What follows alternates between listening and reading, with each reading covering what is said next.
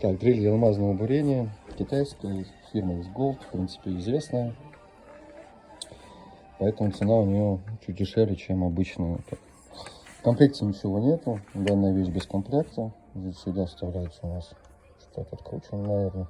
А вот, все закручивается. То есть в этом плане все работает, да. То есть вот закрутить можно до конца.